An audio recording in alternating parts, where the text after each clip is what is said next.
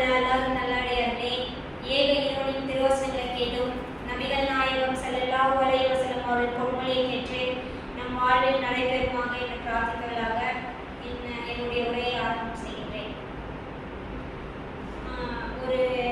ஒரு மாதம் ஆயிடுச்சா நான் பேசி, அதாவது மரணம் முதல் மறுமை வரை அப்படின்னு நம்ம பார்த்தோம். அதில் நம்ம என்னென்ன விஷயங்கள் பார்த்தோம்னு ஃபஸ்ட்டு ஒரு கமெண்ட் பண்ணிக்கலாம். ஏன்னா அது தொடர்ச்சியாக தான் பயான் செய்கிறோம். அதாவது உலகத்தில் இருக்க எல்லா உயிரினங்களுமே அழியக்கூடியது, குல்லு நஃப்ஸின் ஸாயிகத்துல் மௌத் அப்படின்ற விஷயத்தை பார்த்தோம். இரண்டாவதாக, எந்த ஒரு மனிதனும் தான் நாம் எந்த இடத்தில் இறக்கிறோம் அப்படின்ற விஷயத்த மரணிக்கிறோம், எந்த இடத்துல எந்த நொடியில அந்த விஷயத்தை எந்த மனிதராலும் கண்டுபிடிக்க தெரியாது, அதாவது அவங்களே கெஸ் பண்ண முடியாது, அதனுடைய ஞானம் இறைவனிடத்தில் மட்டும்தான் உள்ளது அப்படின்ற விஷயத்தை பார்த்தோம். அடுத்ததாக, எந்த மனிதனாலும் தனக்கு வரக்கூடிய மரணத்திலிருந்து பாதுகாத்து கொள்ள முடியாது. அல்லாஹ் ஒரு மனிதனுக்கு மௌத்தை நிர்ணயிச்சிட்டான்னு சொன்னா அது கண்டிப்பா அந்த இடத்துல அவனுக்கு என்ன செய்யும், அந்த மௌத் வந்தே தீரும் அப்படின்ற விஷயத்தை பார்த்தோம். அடுத்ததாக, அந்த மௌத் வரும்போது அந்த மனிதன் அல்லாஹ்விடத்தில் முறையிடுவான். அப்படி முறையிடும் போது அல்லாஹ் அவனுக்கு அவகாசம் தர மாட்டான், எனக்கு கொஞ்ச நாள் டைம் தா. இந்த விஷயத்தெல்லாம் நம்ம பார்த்தோம். ஞாபகம் இருக்கா இல்லையான்னு தெரியல. இதெல்லாம் நம்ம என்ன பண்ணோம், அன்றைய தினம் சொன்னோம். அதே போல இந்த உலகத்தில் வாழும்போது இப்போ நம்ம நிறைய இடங்களை பார்ப்போம். ஒரு ஆஃபீஸாக இருக்கட்டும், ஒரு மெடிக்கலாக இருக்கட்டும், ஹாஸ்பிட்டலாக இருக்கட்டும், காலேஜாக இருக்கட்டும், நிறைய முக்கியமான பல மனிதர்கள் கூடக்கூடிய இடமாக இருக்கட்டும், அந்த இடங்களெல்லாம் என்ன பண்ணுறோம், கேமரா ஃபிக்ஸ் பண்ணுறோம். ஆமாவா, கண்காணிக்கிறோம். இப்போ ஸ்கூலில் இருக்க ஒரு கிளாஸ் இவ்வளோ டீச்சர், இவ்வளோ ஸ்டூடெண்ட்னா ஒரு டீச்சரை 2 டீச்சரை போடுறாங்க. எதனால, அந்த எல்லா குழந்தைகளுமே அவங்களுடைய கேரக்டர் எப்படி இருக்கு, அவங்க படிப்பில் எப்படி இருக்காங்க, மற்ற விஷயங்கள் எப்படி இருக்காங்கன்னு அவங்கள தரம் பார்க்கறதுக்காக அவங்கள கண்காணிக்கக்கூடிய பல நபர்களை என்ன பண்றாங்க, நியமனம் செய்யறாங்க எல்லா இடத்துலையுமே. இப்போ பேரண்ட்ஸ் பெற்றோர் ஆகிய நாம என்ன பண்றோம், நம்ம பிள்ளைங்களை கண்காணிச்சுட்டே இருக்கோம். எதனால, அவங்களுடைய வழி தவற விடாம இருக்கிறதுக்காக. தப்பு செய்யும்போது தண்டிக்கிறோம், பசிக்குதுன்னா அப்ப நம்ம கண்காணிக்கும் போது தான் அந்த பிள்ளை பசி கழுது அப்படின்னு நம்ம சாப்பாடு கொடுக்குறோம். அப்ப அவங்கள கண்காணிக்கும் போது தான் எங்காவது அடிப்பட்டா, இது எப்படி அடிபட்டுச்சு உனக்கு அப்படின்னு. அது போல அல்லாஹ் ஒவ்வொரு மனிதனுக்குமே அவன் மறுமை நாள்ல அவன் செய்யக்கூடிய நன்மையான விஷயங்களுக்கும் தீமையான விஷயங்களுக்கும் அவனுக்கு எடுத்து காட்டுவதற்காக கண்காணிக்கக்கூடிய மலக்குகளை அல்லாஹ் போட்டிருக்கேன் அப்படின்னு குர்ஆன்ல சொல்றான். அல்லாஹ் சொல்லும் போதே, இன்குல்லு நஃப்ஸின் லம்மா அலையா ஹாஃபிஸ், நான் ஒவ்வொரு மனிதர்களுக்கும், பொதுவா எல்லாத்துக்குமே இப்போ எப்படி ஒரு டீச்சர் அப்படி இல்லை, ஒவ்வொரு மனிதருக்குமே இப்போ எனக்கு எழுதக்கூடிய மலக்குமார்களை அல்லாஹ் வச்சிருக்கான். நன்மை எழுத தனியா ஒரு மலக்கு வச்சிருக்கான், தீமை எழுதக்கூடிய மலக்கும் தனியா எழுதி அல்லாஹ் என்ன பண்ணிருக்க நியமிச்சிருக்கான்.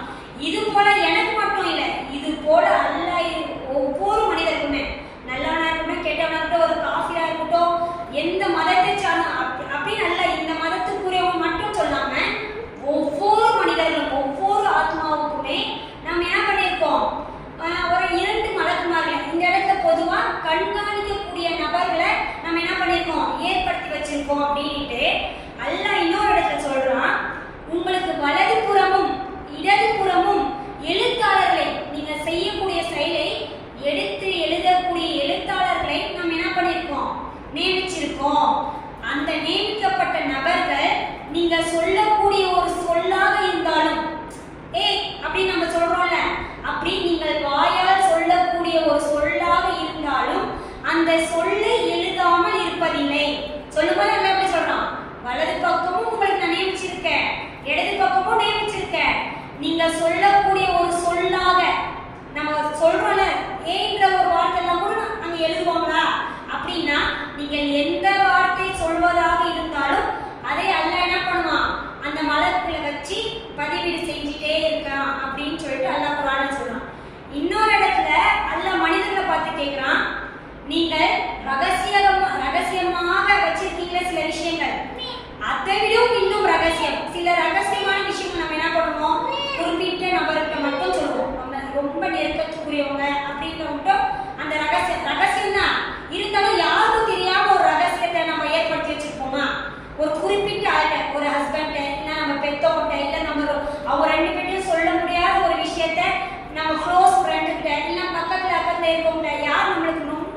நெருக்கத்துல இருக்கவங்க அவங்களோட இடத்துல சொல்லியிருப்போம். அல்லாஹ் சொல்றான், உங்களுடைய ரகசியத்தையும் அதை விட ரகசியம் நம்ம ஒரு சில விஷயங்கள் மனசுக்குள்ளேயே உள்ள வச்சிருப்போம். அந்த ரகசியத்தை எல்லாம் நாம் அறிய மாட்டோம் என்று நீங்க நினைக்கிறீங்களா? அல்லாஹ் எப்படி கேட்கலாம் நம்மள, நீங்க நான் அறிய மாட்டேன் என்று நீங்க நினைக்கிறீங்களா? அப்படி இல்ல, உங்களை கண்காணிக்கக்கூடிய அந்த எழுத்தாளர்கள் என்ன பண்றாங்க, கண்காணிச்சுட்டு அதை அவர்கள் அறியக்கூடியவர்களாக இருக்காங்க. நம்ம மனசுல நினைச்சு அதை ரகசியமா வச்சிருந்தா கூட, என்ன ஒரு எக்ஸாம்பிள் சொல்றேன், ஒரு தப்பு பண்ணிட்டோம், அது வெளிப்படையா நம்மளுக்கு சொல்ல முடியல, ஆனாலும் தெரிஞ்சாலும் நம்ம என்ன பண்றோம், மறைக்கிறோம்.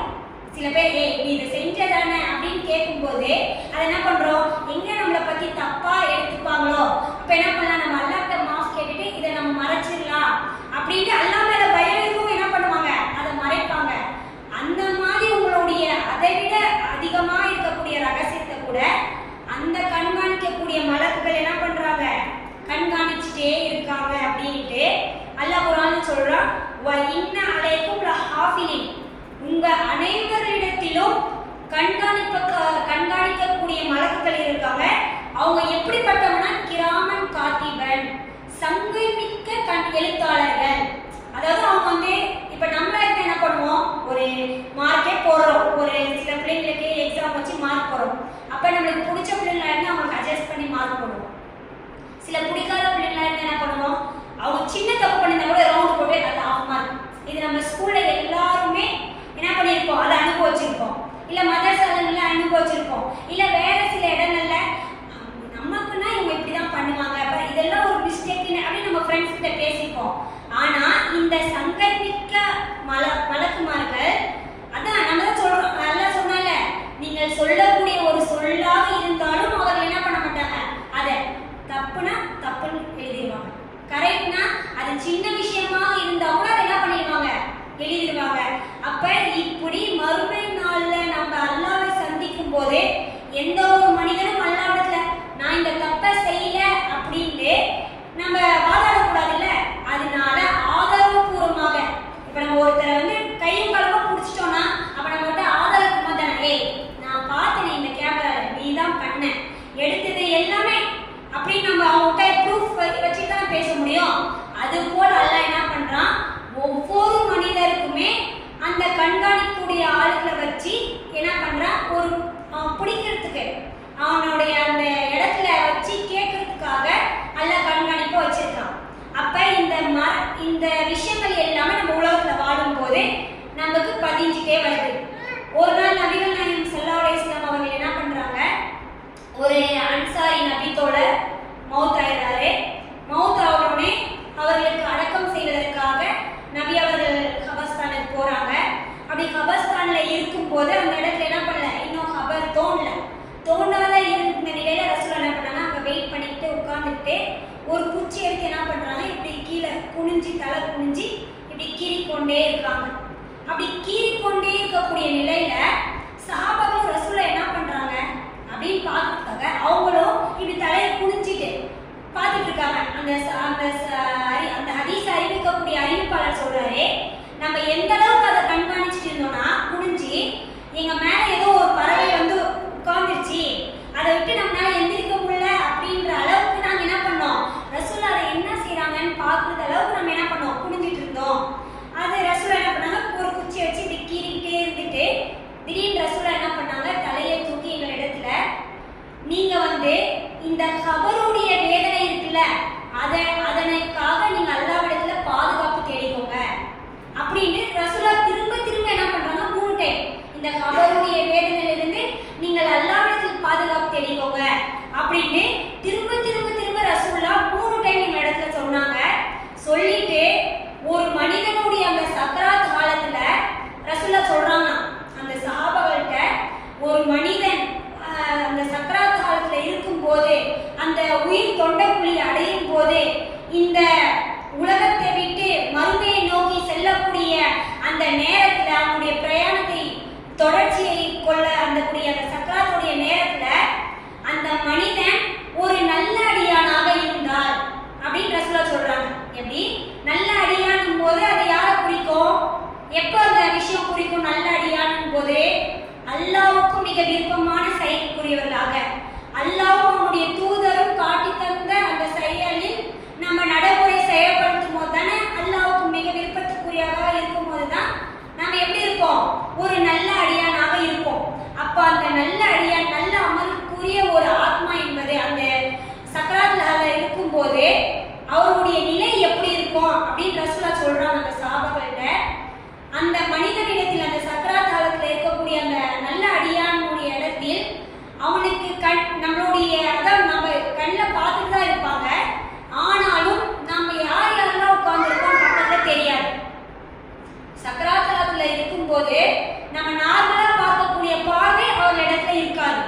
நம்ம யார் உட்கார்ந்துருக்கோம், மகா உட்கார்ந்துருக்காளா, தாய் உட்கார்ந்துருக்காங்களா, பொண்டாட்டி உட்கார்ந்துருக்காங்களா, கணவன் உட்கார்ந்துருக்காளா, இல்ல குழந்தைங்களை பிடிச்ச குழந்தை யாருமே தெரியாது. மாறாக அவங்களுக்கு தெரியக்கூடிய விஷயம் என்னன்னா, சூரியனை விட பிரகாசமாக இருக்கக்கூடிய ஒரு முகம் அவர்களிடத்துல தெரியுமா. மலக்குகள், அவர் உயிர் வாங்கக்கூடிய மலக்கு அவர்களுக்கு நெருங்கியாச்சு அந்த சக்கராத்தாலத்துல. அவர் கண்டு கேட்டுக்கும் தூரம் வரை அவர்கள் அணிவகுத்து நின்றுட்டு இருப்பாங்க. யாருடைய அந்த சக்கராத்தாலத்துல, ஒரு நல்ல அடியானுடைய சக்கராத்தாலத்துல சூரியன், நம்மளால சூரியன் பார்க்க முடியுதா?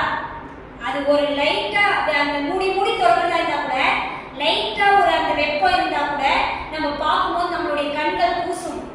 அதை விடவும் பிரகாசமான மலக்குகள் யார் இடத்துல வந்து நிற்பாங்களா, அந்த நல்ல அடியானுடைய இடத்துல வந்து அவர்கள் கண் பார்வை எட்டும் அளவுக்கு நின்றுட்டு அவர்களுக்கு என்ன பண்ணுவாங்களா, சலாம் சொல்லுவாங்க. அப்படி சலாம் சொல்லிட்டு அவரிடத்தில் வந்து நெருக்கமாக உட்காருவாங்க.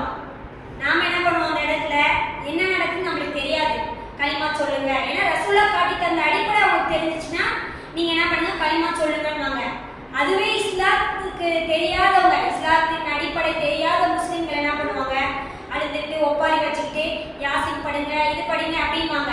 ஆனா அந்த இடத்தில் நிகழக்கூடிய விஷயங்கள் என்ன, அந்த மலக்குகள் வந்து உட்கார்ந்துட்டு அவரிடத்துல சொல்லுவாங்களாம், அல்லாஹ்வுடைய நல்ல அடியானே. அவர்கிட்ட பேசும்போதே ஒரு கண்ணியத்தோட ஒரு மரியாதையோட அவரிடத்துல சொல்லும் போதே, அல்லாஹ்வுடைய நல்ல அடியானே, அல்லாஹ்வுடைய சாந்தியும் அல்லாஹ்வுடைய அந்த பொருத்தத்தையும் ரஹமத்தையும் அருளையும் கொண்டு உங்களுடைய உயிர் என்ன பண்ணுங்க, நீங்க வெளியேறுங்க அப்படின்னு அவரிடத்துல சொல்லுவாங்க. அப்படி அவரிடத்துல சொல்லும் போதே அந்த ஆத்மானது என்ன பண்ணுமா, ரசூலுல்லாஹ் அதுக்கு ஒரு உதாரணத்தை சொல்றாங்க. ஒரு தோல் பையில தண்ணீர் நிரப்பி இருக்கும், அந்த தோல் பை நம்ம மேல அதை திருப்ப எந்த அளவுக்கு லேசா தண்ணி கீழே இறங்குமோ அந்த அளவுக்கு எளிதாக அவருடைய உடலில் அந்த ஆத்மா என்ன, அந்த உயிர் என்பது ரூஹ் என்பது வெளியேறும். அப்படி வெளியேறினோடனே அவர்கள் கைகள்ல வந்து சொர்க்கத்துடைய நறுமணம் எடுத்து வந்திருப்பாங்க, வாசனை. அப்படியே ஃபுல்லா நம்ம ஒரு ஸ்ப்ரே யாராவது அடிச்சிருந்தா கூட இது நல்லா இருக்குல்ல அப்படின்னு நம்ம ஒரு இது பண்ணுவோம். ஆனா அந்த சொர்க்கத்துடைய நறுமணம் என்பது நம்ம இமேஜின் பண்ண முடியாத அளவுக்கு, நம்ம யோசிச்சு பார்க்க முடியாத அளவுக்கு நறுமணமாக இருக்கும். அந்த நறுமணத்தை கொண்டு அந்த சொர்க்கத்துடைய ஆடை ஒன்று வச்சிருப்பாங்க கையில. அந்த ஆடையில அவருடைய ரூ வாங்கி என்ன பண்ணுவாங்க, அந்த ஆடையில வச்சிருப்பாங்க. வச்சுட்டு அவர் என்ன பண்ணுவாங்க, அந்த மலக்குகள் எடுத்துட்டு போவாங்க. அப்படி போகும்போது ரசூலுல்லாஹ் சொல்றாங்க, 7 வானங்கள் இருக்கு. அந்த 7 வானங்கள் இருக்கக்கூடிய ஒவ்வொரு வாசலையுமே ஒவ்வொரு வானவர்களை எல்லாம் என்ன பண்ணிருப்பானா, நியமிச்சிருப்பாங்க. அந்த வாசல்களுக்கு காவலாளிகளாக நியமிச்சிருப்பாங்க. அந்த நறுமணமானது வானம் இந்த உலகம் ஃபுல்லா பரவி கமகமான இருக்குமா. அப்படி இருக்கும்போது எல்லா மலக்குகளும் பேசிப்பாங்க. வானத்துடைய மலக்குமார்கள் அனைவருமே என்ன பண்ணுவாங்கன்னா அதை நினைச்சு பேசிப்பாங்க. என்ன இப்படி ஒரு நறுமணம், அல்லாஹ்வுடைய ஏதோ ஒரு நல்ல அடியாருடைய ஆத்மா இங்க வரப்போது போல இருக்கு அப்படின்னு ஒருத்தர் பேசிட்டு அந்த வாசல் கிட்ட அந்த ஆத்மாவை எடுத்துட்டு வரும்போது கேட்பாங்க அந்த மலக்குமார்கள், இது யாருடைய ரூ, இது யாருடைய ரூ அப்படின்னு ஒவ்வொருத்தரா கேட்கும் போது அந்த மலக்கு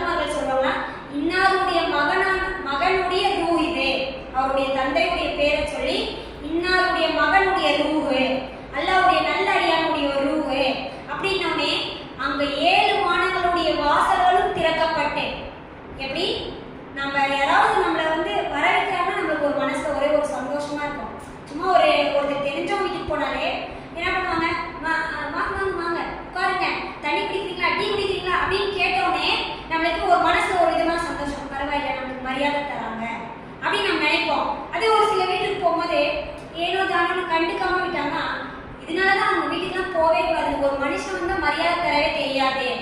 நம்ம என்ன பண்ணுவோம், அவங்க வீட்டுக்கு போறதை அவாய்ட் பண்ணுவோம். அந்த அப்படித்தானே சாதாரணமாக ஒரு வீட்டுக்கு போகும்போது நம்ம நல்லா கவனிச்சாலே நம்மளுக்கு ஒரு விதமான சந்தோஷம், ஒரு விதமான மகிழ்ச்சி, பரவாயில்ல நம்மளுக்கு ஒரு மரியாதை கொடுக்குறாங்க அப்படின்னு நினைக்கிறேன். அதுவே நம்ம நல்லடியாராக இருந்து அந்த தருணத்தில் நாம் மவுத் ஆகும் போது நம்மளுடைய நிலைய ரசூலா சொல்றாங்க. எப்படி பாருங்க, மலக்குக்கு எல்லாமே அணிவகுத்து நின்று நம்மள கண்ணியத்தோட அழைச்சிட்டு போய் அந்த வான் உலகமே எவ்வளவு பெரிய பிரம்மாண்டம் நம்ம பார்த்து கொண்டீங்கன்னா கேலக்சிங்கும் போதே அதை பார்க்கவே பிரமிப்பா இருக்கு. அப்ப அந்த வானத்தை ஆளக்கூடிய அந்த வானத்தை நிர்ணயித்த அந்த காவலாளிகள் எல்லாமே நின்று நம்மளை அழைக்கும் போதே சலாம் சலாம் வாங்க வாங்கன்னு அப்படி ஒரு மரியாதையோட அழைக்கும் போதே அந்த இடத்துல நம்மளுக்கு எப்படி ஒரு கண்ணியம் இருக்கும் நம்மளுடைய ரூஹுக்கு. அப்ப நம்மளுடைய செயல்பாடுகளை அப்படி அமைச்சுக்கணும். அப்படி என்ன பண்ணுவாங்க, வானத்து 7 வானத்துக்கு அழைச்சிட்டு போனதுக்கு அப்புறம் அல்லாஹ்விடத்துல இருந்து அந்த மலக்குகளுக்கு கட்டளை இருக்கும். இந்த என்னுடைய நல்ல அடியானுடைய இந்த ஏடை நீங்க என்ன பண்ணுங்க, நல்ல அமலுக்குரிய ஏடு இருக்குல்ல, இது எல்லாமே வானத்துக்கு மேல இருக்கக்கூடிய இல்லியின் என்ற அந்த பதிவேட்டில் என்ன பண்ணுங்க, பதிவு பண்ணிடுங்க. என்ன ஏடு? இல்லியின். அது வந்து ஒரு பதிவுக்குரிய ஃபர்ஸ்ட் டைம் மேல தனியா ஒரு கேட்டகரி போட்டு வச்சிருப்பாங்க. மற்ற இதுனா சுமார் அப்படின்னா அது ஒரு ஓரமா மிஸ் இந்த இதெல்லாம் ஒரு இது ரேங்க் பண்ணி எடுத்துட்டியா அப்படின்வாங்கல்ல.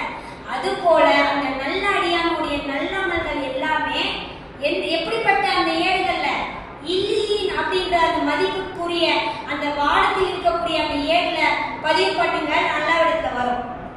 அதுக்கப்புறம் தான் அந்த மனிதனுக்கு அல்லாஹ் என்ன பண்ணுவான், அந்த ரூஹை திருப்பி அவனுடைய உடலே விட்டுட்டா அப்ப உயிர் வந்துருமா? இல்ல, அவ்வளவுதான். இந்த உலகத்துடைய இந்த உலகத்துக்கும் அந்த மறுமைக்கும் கூடிய அந்த வாசல் அடைக்கப்பட்டுச்சு. இந்த நினைவு எதுவுமே அவருக்கு இருக்காது. அவ்வளவுதான். இதுக்கப்புறம் அவரு அந்த மறுமைக்கான உலகத்தை நோக்கி போயிட்டாரு. அப்ப அந்த உயிர் போட்டதுக்கு அப்புறம் அவருடைய ஜனாசாவுடைய புலவரை பத்தி ரசூலா நமக்கு சொல்றாங்க. இப்ப இதெல்லாம் நடக்குதா? இது முடிஞ்சவனே அது வரைக்கும் இங்க என்ன நடக்கும், ஒரு மனுஷனை மவுத் ஆயிட்டாங்கன்னா எல்லா சொந்தக்காரங்களை அழைச்சி கூப்பிட்டு அவங்களுடைய தீதார் பார்த்துக்குவோம், அவங்களுக்கு குளிப்பாட்டுற முறை இதெல்லாம் ரசூலா காட்டி கொடுத்துருக்காங்க.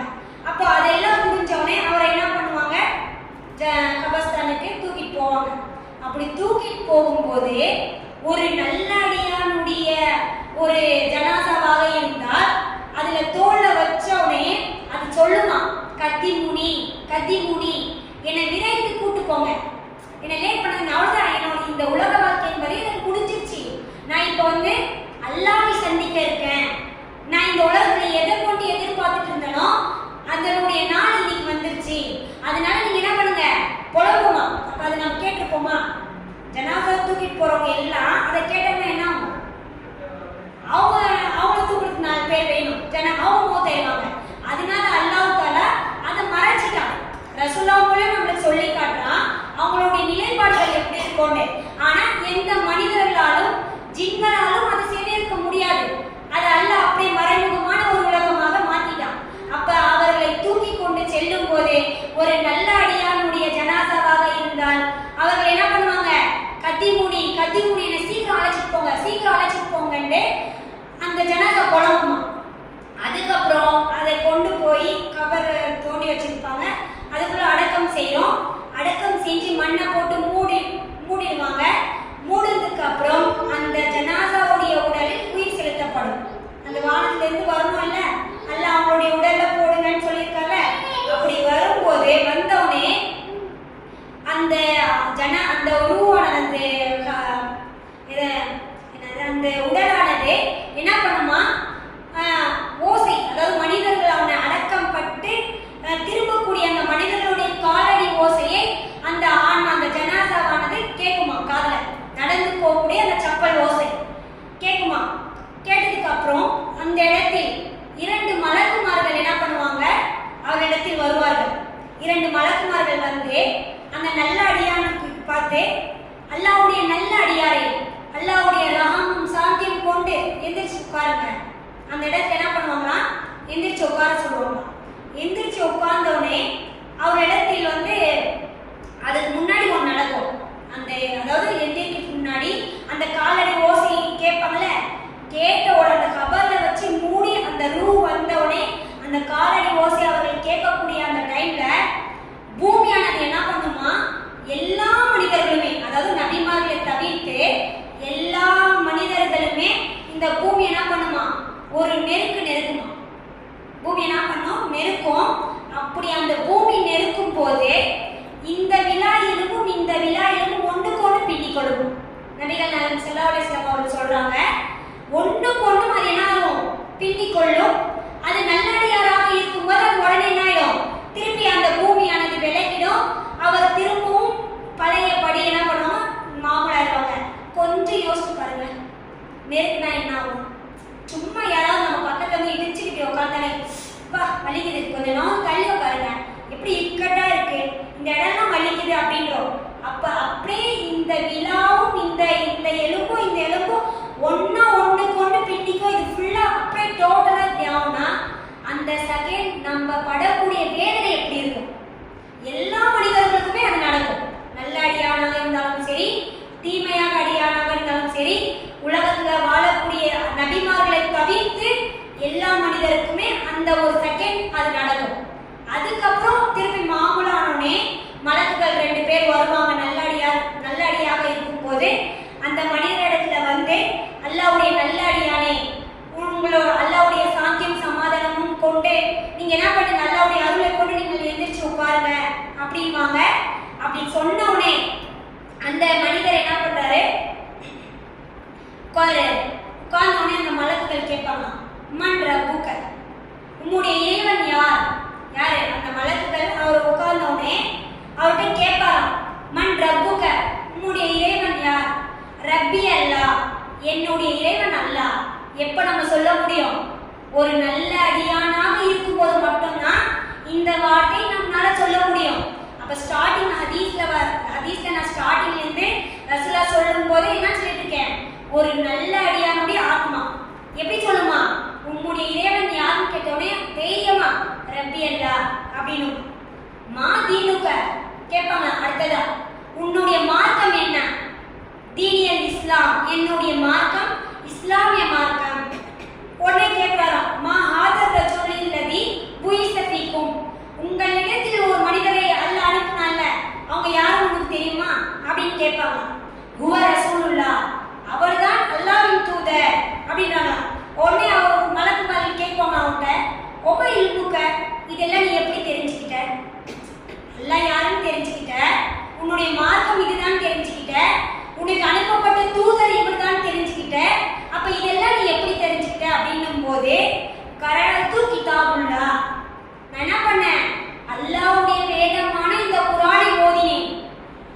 ஃபஆமன்து பி, அதை நான் என்ன பண்ணேன், ஈமான் கொண்டு இருந்தேன். வஸத்தத்து, இன்றைய தினம் நான் அதை உண்மைப்படுத்திட்டேன். எப்படி சொல்றாரு, இப்ப நம்ம நிறைய பேர் பார்ப்போம், அல்லாஹ்வும் அல்லாஹ்வுடைய ரசூலும் சொன்னதை தவிர்த்து மீதி எல்லா செயல்களும் நம்ம செய்வோம்.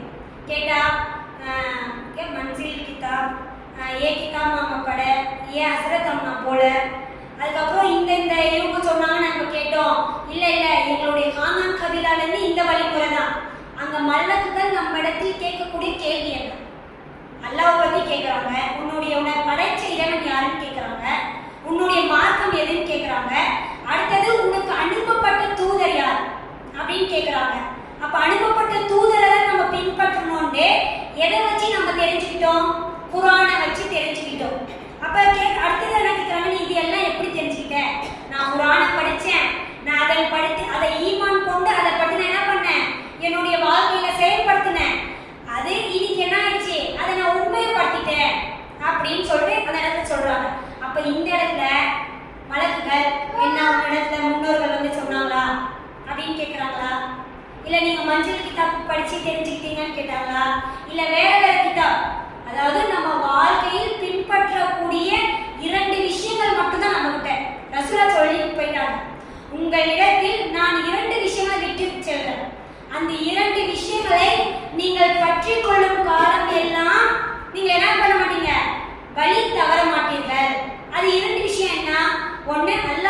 வேதமான குர்ஆன்.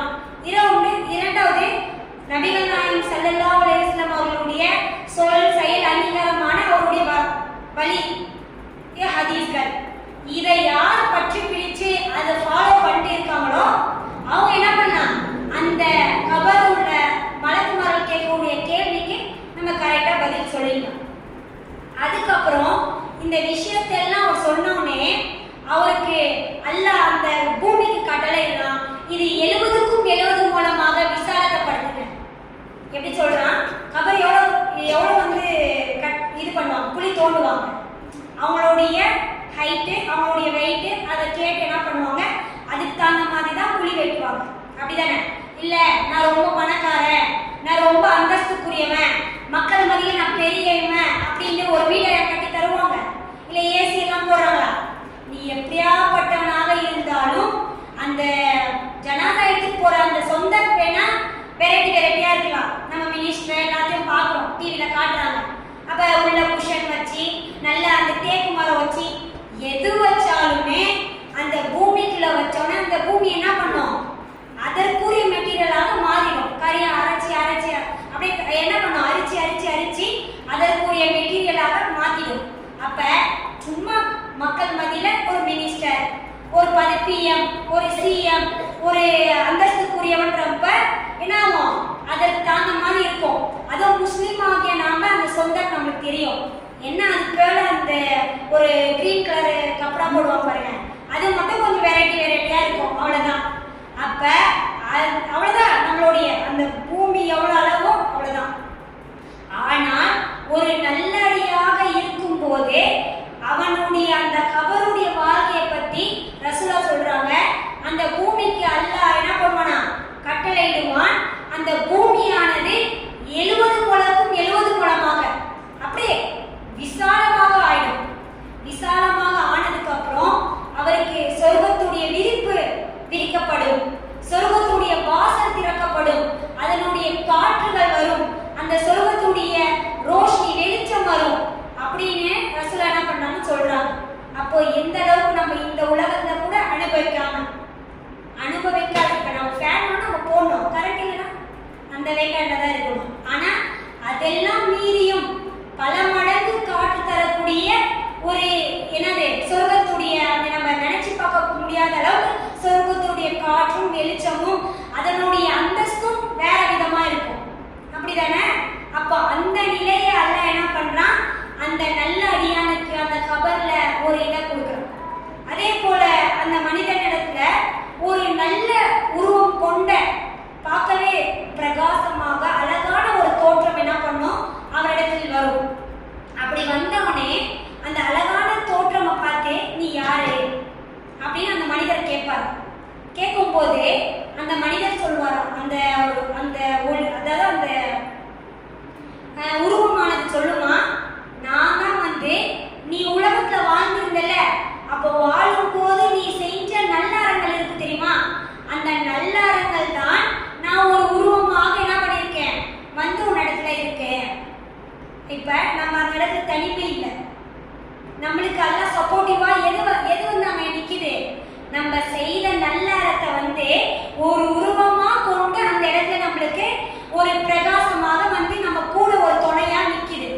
அப்ப அந்த நல்லடியான் சொல்லுவான் மலக்குமார்கள்ட்ட, என்னுடைய உறவினர்கள், என்னுடைய தாய் தந்தை, என்னுடைய மனைவி, என்னுடைய குழந்தைகள் எனக்கு என்னவோ நேர்ந்துச்சு, நம்ம இப்படி தன்னைத்தனியா வீட்டுக்கு வந்துட்டோமே அப்படின்னு என்னை பத்தி கவலைப்பட்டு இருக்காங்க.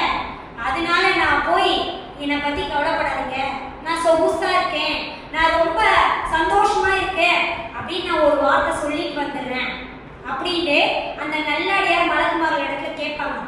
அப்ப அந்த மலக்குகள் சொல்லுவாங்கன்னா, இல்ல அவ்வளவுதான், உங்களுடைய டைம் முடிஞ்சிச்சு, அந்த உலகத்துக்கும் இந்த பூமி வாழ்க்கைக்கும் உங்களுக்கும் அதுக்கும் எந்த சம்மந்தம் இல்லை, அவ்வளவுதான். நீங்க என்ன பண்ணுங்க, இந்த இடத்துல ஒரு புது மாப்பிளைய போன்று உறங்கி கொண்டே இருங்க அப்படின்னு அவர்களுக்கு சொல்லப்படும்.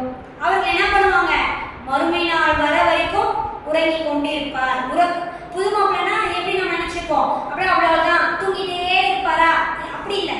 அந்த இடத்துல அவருக்கு கொடுக்கக்கூடிய மகிழ்ச்சி எல்லாம் கிடைக்கும். இப்போ புது மாப்பிள்ளைன்னா நமக்கு தெரியும் அவங்களுடைய கவனிப்பு அவங்களுக்கு எப்படி இருக்கும், அவங்களுடைய உறக்கம் வந்து அந்த அளவுக்கு நிம்மதியான ஒரு உறக்கம்.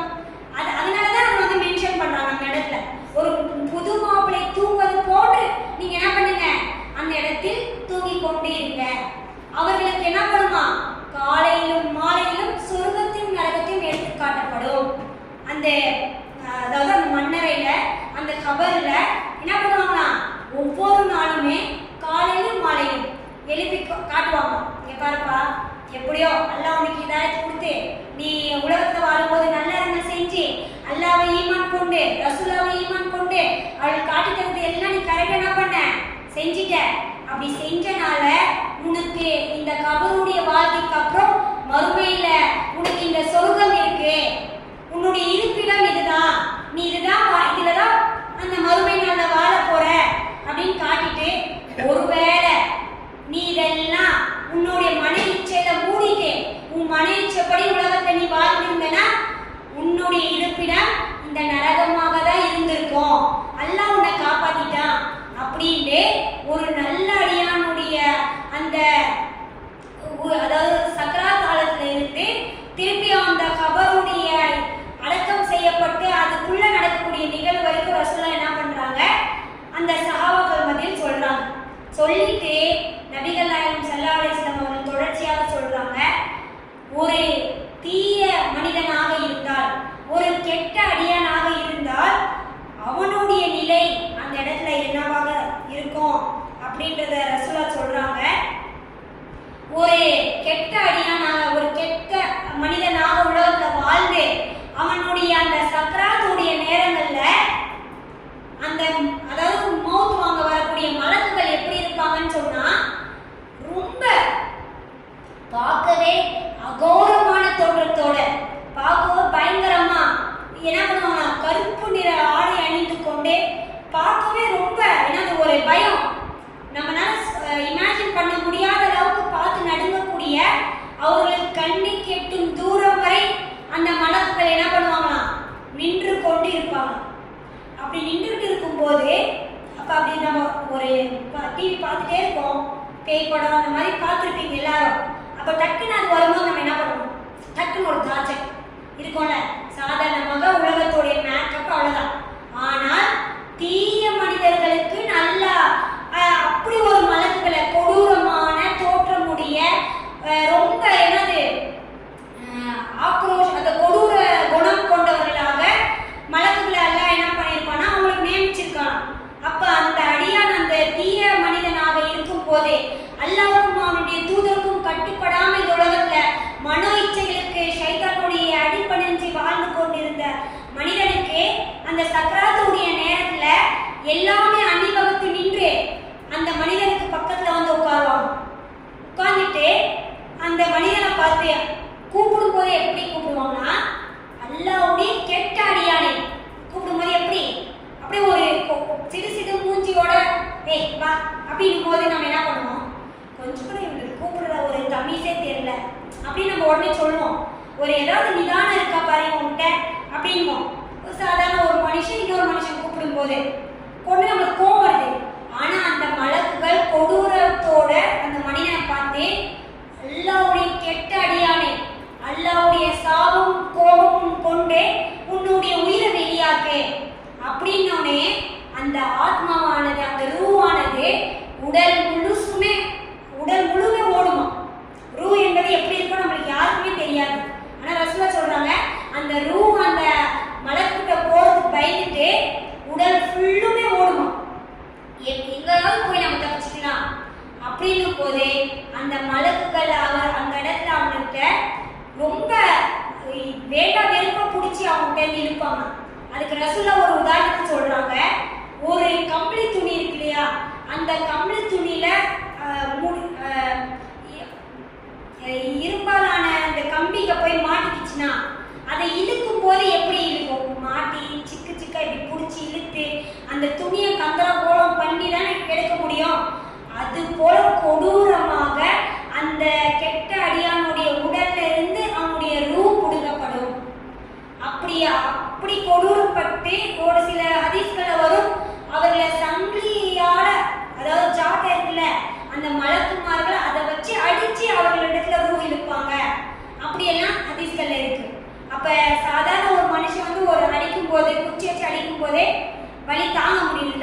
அப்ப மலக்குமார்களுடைய தோற்றத்தை பத்தி ரசூலா நிறைய இடத்துல சொல்லியிருக்காங்க. அவங்களுடைய பவரை பத்தி நிறைய இடத்துல சொல்லியிருக்காங்க. அப்ப அவங்களோட பயங்கரமா இருக்கும். அப்ப அவங்களுடைய ஆயுதம் எப்படி இருக்கும்? அதோட பயங்கரமா இருக்கும். அப்ப இந்த மாதிரி செய்யும் போது அவங்களுடைய உடல்ல இருந்து உயிர் வாங்கும் போது அந்த உயிரை எப்படி வைப்பாங்கன்னா நரகத்துடைய ஒரு கிழிஞ்ச நாத்தம் எடுத்த கருப்பு நிற ஒரு ஆடையை என்ன பண்ணிருப்பாங்கன்னா கையில வச்சிருப்பாங்கன்னா நாத்தம் இப்படி துர்நாற்றம் அடிக்குமா, உலகத்துல இருக்க எல்லா மானம் எல்லாமே நாயிடும், நாத்தம் எடுத்துருமா.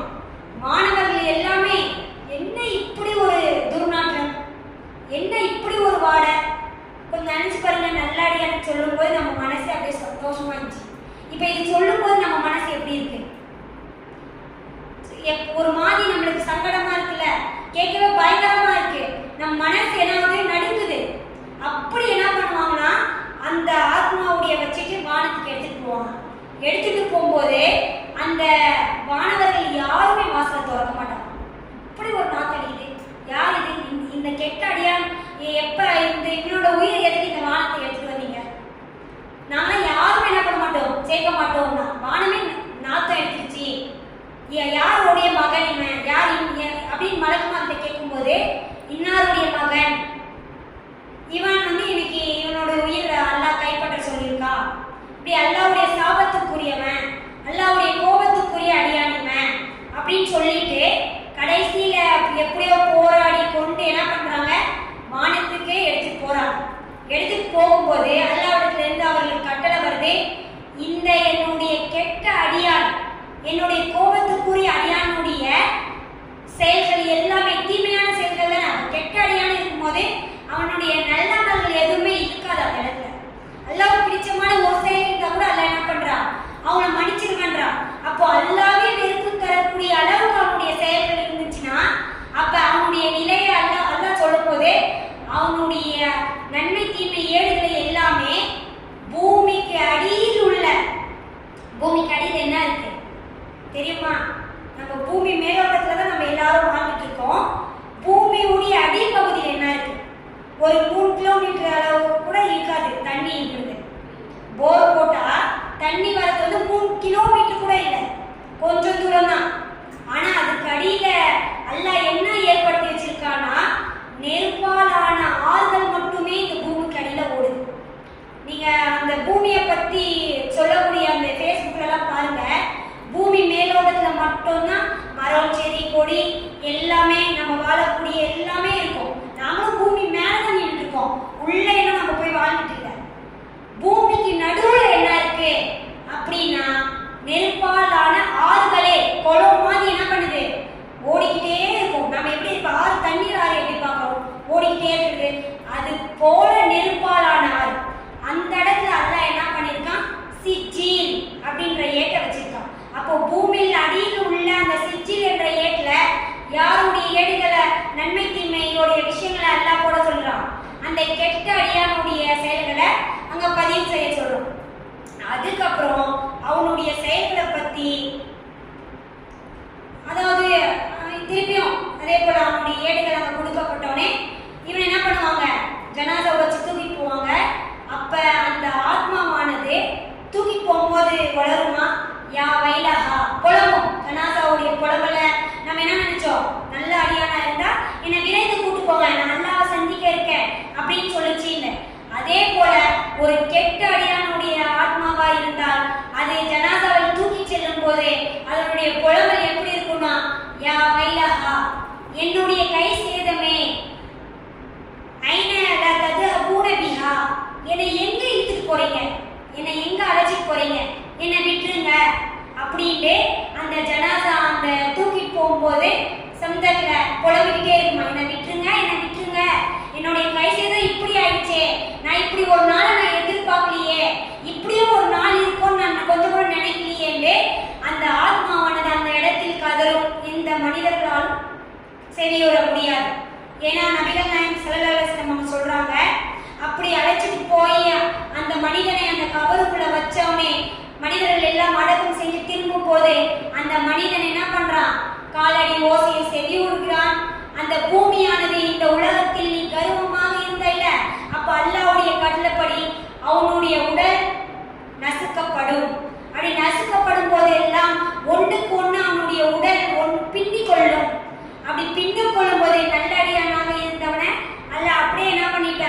அவனுக்கு விசாலமாகிட்டான். அதே இந்த கெட்ட அடியானாக இருக்கும் போதே அவனுக்கு திரும்ப திரும்ப திரும்ப அதே வேதனை செய்யப்படும். அவனுக்கு விசாலம் என்பது கிடையாது. அப்போ ஒரு செயல் அவனுக்கு திரும்ப திரும்ப செய்யப்படும் போதே அவனுடைய நிலை எப்படி இருக்கும்? நம்ம நினைச்சிட்டு இருக்கோம் இந்த உலகத்துல வாழ்ந்தோம், மௌதானா கபரு, கபர்ல வச்சோடனே என்ன மண்ணோட மண்ணா போயிடுவோம். அந்த காலத்துல ரசூலுல்லாஹ்வுடைய காலத்துல இருந்து அந்த காபிர்களுக்கு சொல்லப்படும் போதெல்லாம் மறுமையை பத்தி அவர்கள் ரசூலுல்லாஹ்விடத்துல எதை சொன்னாங்க? இந்த விஷயத்தை தான் அவங்க சொன்னாங்க. நம்ம மரணிச்சதுக்கு அப்புறம் இந்த மண்ணோட மண்ணா ஆனதுக்கு அப்புறம் கூட அல்லாஹ் நம்மளை எழுப்பி வேலை செய்வானா? இது நம்புற மாதிரி இருக்கா அப்படின்னு தான் நாங்க. ஆனாலும் கபர்லயும் ஒரு வாழ்க்கை இருக்குன்னு ரசூலுல்லாஹ் நம்மளுக்கு காட்டி தராங்க. நம்ம நினைச்சுப்போம் மண்ணோட மண்ணாயிருவோம், அங்க நம்மளுக்கு வேலை செய்யப்படாது. நம்ம மௌத்தானதுக்கு அப்புறம் அல்லாஹ் என்ன பண்ணுவோம்? மண்ணில் நம்ம எல்லாம் இதானதுக்கு அப்புறம் மறுமை நாள், அதாவது மறுமையை பற்றி தெரிஞ்ச நம்ம இஸ்லாமிய மக்கள், நம்ம முஸ்லீம் மக்கள் அந்த நாள் அல்லாஹ் கேட்பான், அப்ப பார்த்துக்கலாம். இப்ப இன்றைய தினம் நம்ம பயானுக்கு எத்தனையோ பேரை போய் கூப்பிட்டு வந்தோம். வராத காரணம் என்ன? பார்த்துக்கலாம். நல்ல விஷயங்களை கேட்டு நம்ம வாழ்க்கையில திருத்திக்கலாம் அப்படின்ற எண்ணம் ஏன் வர மாட்டேங்குது? அல்லாஹ்ட்ட போய் பேசுவோம், நம்ம பார்த்துக்கலாம். ஏன்னா அல்லாஹ்வுடைய அந்த கடும் கோபத்தை அந்த மறுமை நாள்ல எல்லா நபிமார்களும் நின்றுக்குமோ சொல்லுவாங்க. இன்றைய தினம் அல்லாஹ் கோபம் பட்டிருக்க மாதிரி வேற எந்த தினத்திலும் நம்ம பார்த்ததில்லை. ஆதம் அலைஹிஸ்ஸலாம் மனிதர்கள் போய் கேட்கும்போது இந்த ஹதீஸை நம்ம கேட்டிருப்போம். அப்ப அந்த இப்படி ஒரு நிலை என்ன பண்ணோம்? அந்த மனிதருக்கு கபர்ல நடக்கும். அப்போ நெருக்கப்பட்டுட்டே இருக்கும்போது அந்த அந்த மனிதனோட அந்த கெட்ட ஜனாசாவுடைய மனிதனோட இடத்துல நீல நிற கண்களுடைய, எப்படி நீல நிற கண்களுடைய, நம்ம இருட்டுல இந்த பூனைகள்லாம் பார்த்தா டக்குன்னு பயம் வரும்.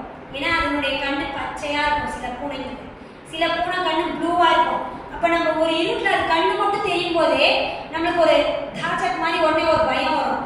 ஆனா அந்த கபர்ல அந்த இருட்டுல யாரும் இல்லாத ஒரு நிலையில இப்படி ஏற்கனவே காபரா பீதியில நம்ம இருக்கிற அந்த ஒரு கெட்ட அடியான் திடீர்னு ஒரு ப்ளூ கலர், அந்த நீல கலர் கண்களுடைய முன்கர் நேக்கீர் அப்படின்ற ரசூலுல்லாஹ் சொல்றாங்க. அந்த கெட்ட அடியான்ட்டு வரக்கூடிய மலக்குகளை பத்தி நீல நிற கண்கள் கொண்டு முன்கர் நேக்கீர் அப்படின்ற 2 மலக்குமார்கள் அந்த மனிதனிடத்துல அமர்ந்துக்கிட்டே கூப்பிடும்போது எப்படி கூப்பிடுவாங்க?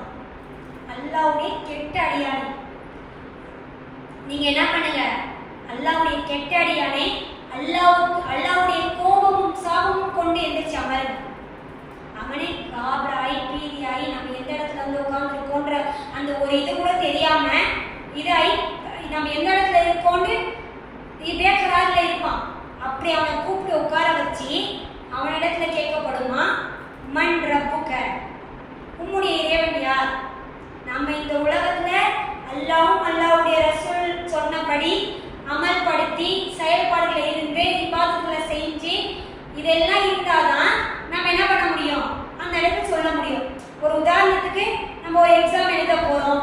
அப்போ நம்மளுடைய சிலபஸ் எல்லாமே ஃபுல்லா மெமரி பண்ணி தரப்பா இருந்தா மட்டும்தான் அந்த இடத்துல நம்ம என்ன பண்ண முடியும்? போய் கடகடன்னு எந்த கொஸ்டின் கேட்டாலும் எழுதுவோம். அரைக்குறையா இந்த லெசன்ல ஒரு கொஸ்டின் போதும், அந்த லெசன்ல ஒரு கொஸ்டின் போதும், இப்படின்னு நம்ம போனா நம்மளால அந்த இடத்துல சொல்ல முடியுமா? எழுதவும் முடியாது, சொல்லவும் முடியாது.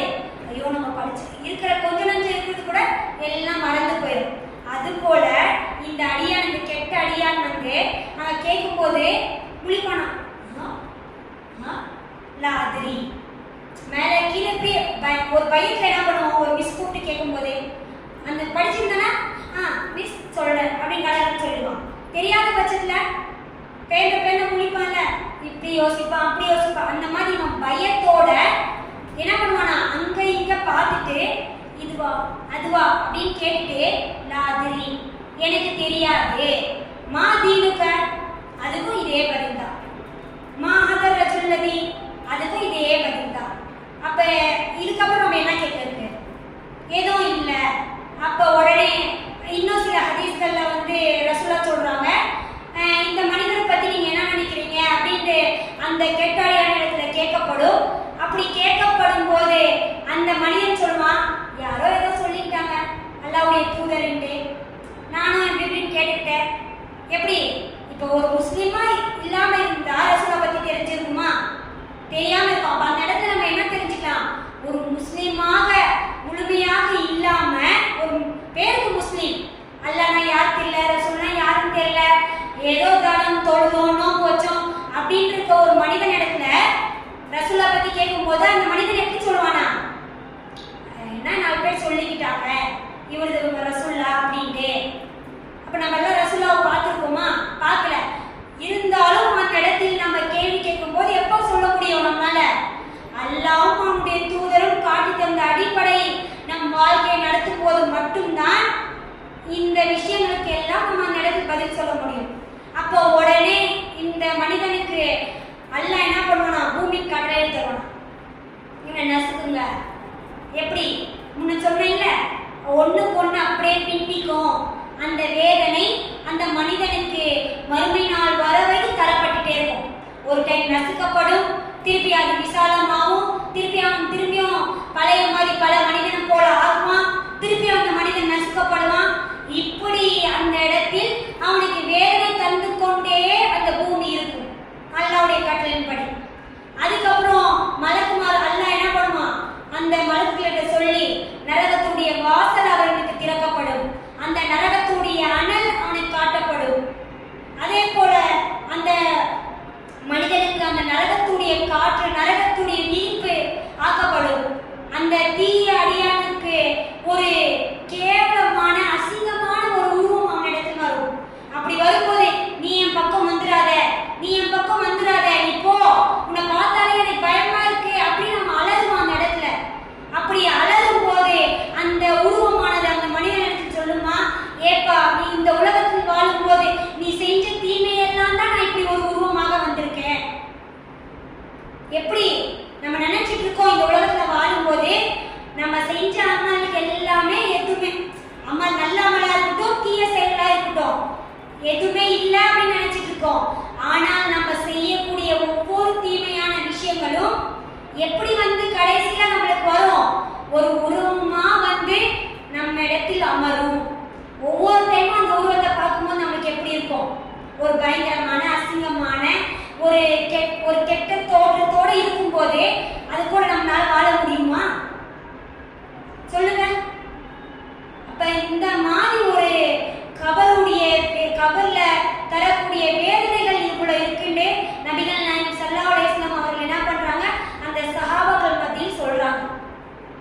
இன்னும் கபர்ல நிறைய வேதனைகள் என்ன பண்ணுது? தந்துட்டே இருக்கு. அதை பத்தி ரசூலுல்லா என்ன பண்றாங்க? சொல்றாங்க.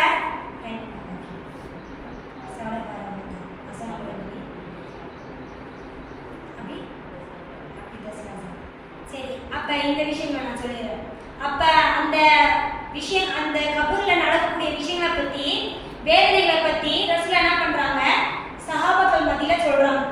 எப்ப சொல்றாங்கன்னா, நபிகள் நாயகம் ஸல்லல்லாஹு அலைஹி வஸல்லம் அவர்கள் தினமும் இஷா தொழுகைக்கு அப்புறம், இரவு தொழுகைக்கு அப்புறம் மனிதர்கள் மத்தியில உட்கார்ந்துருப்பாங்க. உட்கார்ந்துட்டு சஹாபாக்கள் மத்தியில உட்கார்ந்துட்டு அவரிடத்தில் கேட்பாங்க, இன்னைக்கு நீங்க யாராவது கனவு கண்டீங்களா? இன்றைய தினம் நைட்ல நீங்க யாராவது கனவு கண்டீங்களா அப்படின்னு கேட்பாங்க. அப்படி கேட்கும்போது யாராவது ஒருத்தர் ஆமா அல்லாஹ்வின் தூதரே நான் கனவு கண்டோம், இப்படி கனவு வந்துச்சுன்னு சொல்லும்போது அல்லாஹ் உங்களுக்கு எது நடக்குதா இருந்தாலும் அது சிறந்ததாகவே ஆக்கட்டும் அப்படின்னு சொல்லிட்டு என்ன பண்ணுவாங்களா? அதை வந்து முடிச்சிருவாங்க. அதே போல ரசூலுல்லா அன்றைய தினமும் கேட்குறாங்க, உங்களுக்கு யாராவது கனவு வந்துச்சு அப்படின்னு கேட்கும்போது சஹாபாக்கள் எல்லாருமே என்ன பண்ணியிருக்காங்க? இல்லை அல்லாஹ்வின் தூதரே எங்களுக்கு யாருக்குமே இன்னைக்குன்னா இல்லை கனவு வரல அப்படின்ட்டு ரசூலுல்லா சொல்றாங்கன்னா, இன்றைய தினம் எனக்கு ஒரு கனவு வந்துச்சு. நான் நல்லா தூங்கி கொண்டிருந்தேன். அப்ப என்னிடத்தில் 2 மலக்குமார்கள் என்ன பண்ணாங்க? என்னிடத்துல வந்து ஒரு புனிதமான ஒரு பூமிக்கு என்னை வந்து அழைச்சு கொண்டு போனாங்க, கூட்டு போனாங்க. அப்படி அந்த இடத்துல போனோடனே நான் கொஞ்சம் தூரம் அப்படியே நடந்து போயிட்டு இருந்தேன். அப்படி நடந்து போயிட்டே இருக்கும்போது ஒரு மனிதன் என்ன பண்றான்? அமர்ந்து கொண்டிருக்கான். அந்த மனிதன் பக்கத்துல இன்னொரு மனிதன் நின்றுட்டு இருக்கான். அந்த நின்று கொண்டிருந்த மனிதன் கையில கொக்கிய போன்று நல்லா ஷார்ப்பா நல்லா சொனையா இருக்கக்கூடிய இப்படி வளைஞ்ச கொக்கி என்ன பண்றான்? கையில வச்சுட்டு நின்றுட்டு இருந்தான். அந்த மனிதன் என்ன பண்றான்? அந்த அமர்ந்திருந்த மனிதனுடைய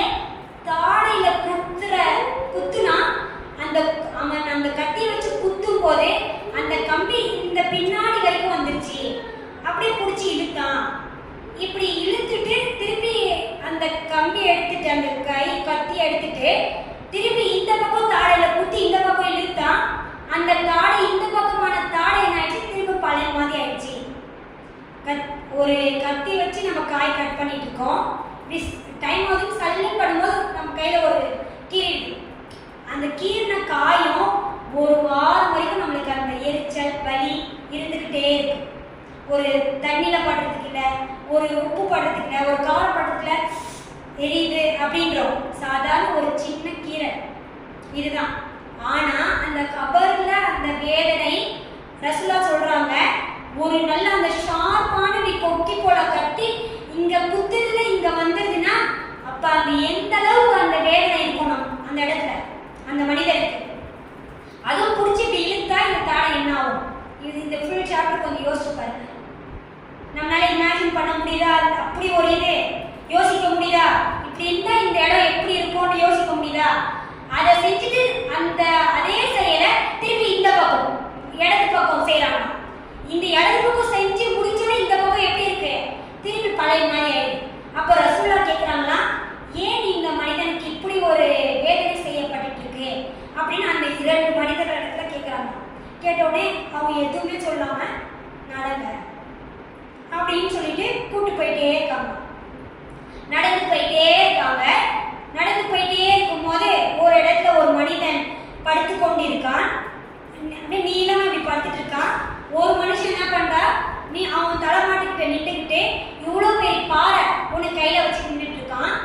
அந்த பாறை அவனுடைய தலையில போட்டோனே தலை அப்படி நொறுங்கி பீஸ் பீஸ் செதறிடுது. அந்த பாறை உருண்டு அப்படியே போயிடுது. அந்த நின்ற மனிதன் அந்த பாறையை எடுத்துக்கொள்ள கொண்டுட்டு வர வரைக்கும் கூட அந்த தலை திரும்பி பழைய நாள் ஆயிடும். இப்படியே அவனுக்கு வேதனை செய்யப்பட்டுக்கிட்டே இருக்கு. அப்படி வேதனை செய்யப்படும் போது ரசூலா கேட்கிறாங்க, ஏன் இந்த மனிதனுக்கு இப்படி ஒரு வேதனை அப்படின்னு கேட்கிறாங்க. அப்போ அந்த மனிதர்கள் எதுவும் சொல்லாம நடங்க அப்படின்னு என்ன பண்றாங்க, நடக்க வச்சு கூட்டு போயிட்டே இருக்காங்க. நடந்து போயிட்டே இருக்காங்க. இன்னொரு இடத்துல ஒரு அதாவது பானை போல ஒரு வடிவம், அது நல்லா பெருசா இருக்கு.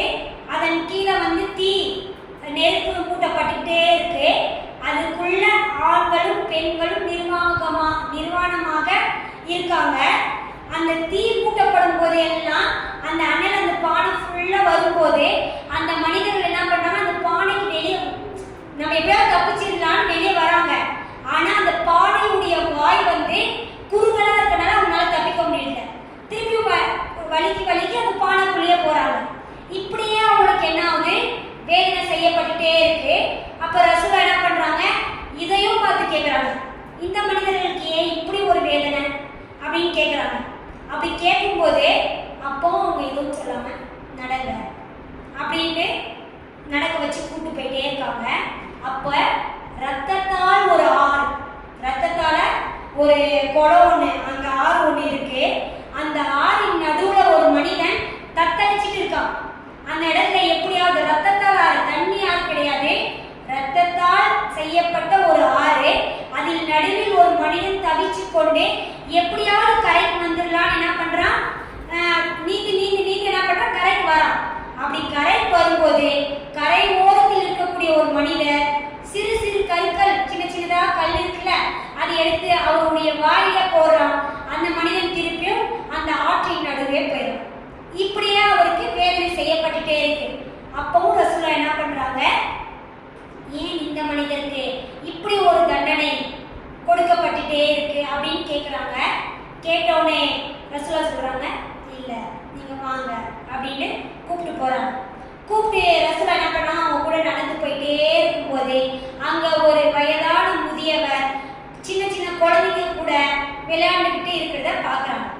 அதை பார்த்தோடனே அதுக்கப்புறம் இன்னொரு இடத்துல பாக்குறாங்க, ஒரு மனிதர் நெருப்பை மூட்டிக்கொண்டே இருக்காங்க. அதுக்கப்புறம் ஒரு மரத்துக்கு மேல ரசூலா என்ன பண்றாங்க, அந்த 2 மனிதர்கள் ஏறுறாங்க. ஏறினோடனே அங்க ஒரு பெரிய ஒரு வீடு இருக்கு. அந்த வீடு வந்து ரொம்ப அழகாக பிரகாசமாக ரொம்ப வசதி உள்ள ஒரு வீடா இருக்கு. அந்த இடத்துல ரசூலாவை கொஞ்ச நேரம் அமர்த்துறாங்க. அந்த இடத்துல இருந்து இன்னும் மரத்துக்கு மேல இன்னும் மேல ரசூலாவை அழைச்சிட்டு போறாங்க.